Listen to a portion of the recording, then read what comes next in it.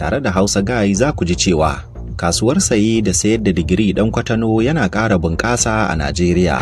Wasu 'yan kasuwa su ma suna ƙoƙarin faɗaɗa shigowa da tasu digirin ɗan China mai rahusa.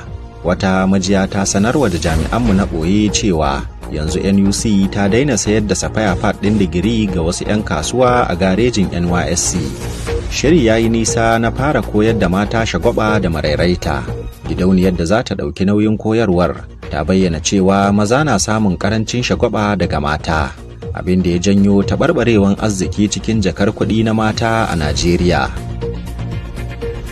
Likitoci sun fara yunkurin saka wando guda da dillalan kayan mata a arewacin Najeriya. A wata hira ta musamman da jagoran Hausa Fulani Instagram, wata likita ta buɗe aiki ga masu ƙirƙira da dillancin kayan matan da ke ƙara samun shiga a yankin. Matasa sama da 400 aka yi bikin maraba da su cikin balagaggu bana a jihar Enugu. Sabbin balagar dai ƙari ne akan 'yan Indomie Generation da yawansu ke ƙara hauhawa ba na sayan data. A wani labari makamancin wannan, wani ɗan kwalisa zai fara karantar da balagaggu hanyar samun kuɗi a shafukan sada zumunta. Ƙoƙarinta na janyo hankalin 'yan data banza.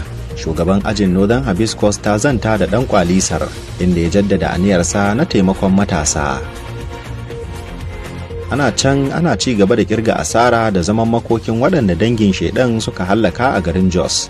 Masu yawo a bakin magana dai na ƙara kiran yin jifan shedan ga iblisai, a lokacin da masu kaya da sitati ke ƙara tururuwa zuwa ɗaukar hoto da babban shehi.